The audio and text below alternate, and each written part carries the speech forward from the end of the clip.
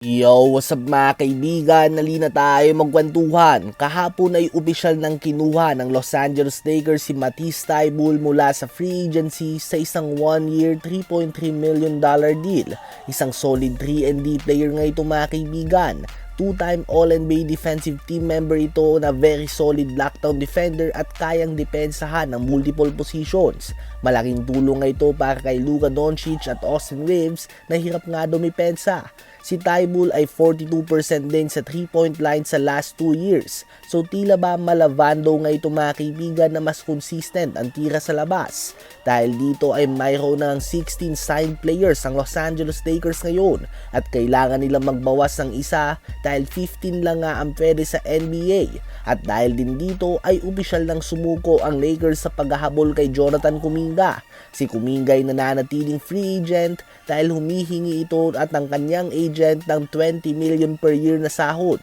Isang bagay na sa palagay ng mga general manager sa NBA ay hindi pa deserve ni Jonathan Kuminga dahil sa kanyang pagiging inconsistent.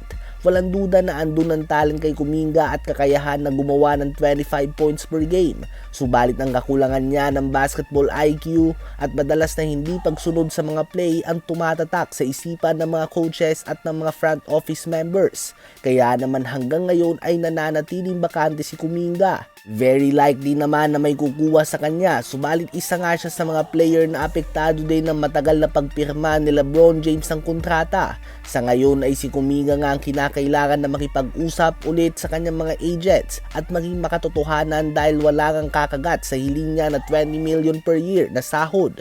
Sa ngayon ang Lakers ay kompleto na sa kanilang lineup. Naidagdag nga nila si Quentin Grimes, Walker Kessler, Colin Sexton, Kevon Looney, Mamu, Matisse Thybulle at iba pa. Sa ngayon ay si Luka at Austin Reeves nga talaga ang main focus ng kanilang opensa at pinapalibutan naman nila ito ng mga role players. Minsan nga ay epektibo din yung ganito dahil hindi sila nag-aagawan ng bola at alam ng mga players ang kanilang mga role. Ngayon nga ay maliwanag na si Luka Doncic at Austin Reeves ang main offensive option nila. At ang tulad nila Kessler at Looney ay trabaho na bigyan sila ng magandang screen at kumuha ng mga rebounds. Sila Grimes at Sexton ay trabaho naman na mag-provide ng offense habang namamahinga sila. At nandyan din sila Thybulle para saluhin ng mga matchup nila Luka na hirap silang depensahan. Sa ngayon ay posibleng na final na nga ng Lakers ang kanilang roster at very possible na tapos na din sila sa kanilang mga galaw ngayong off-season.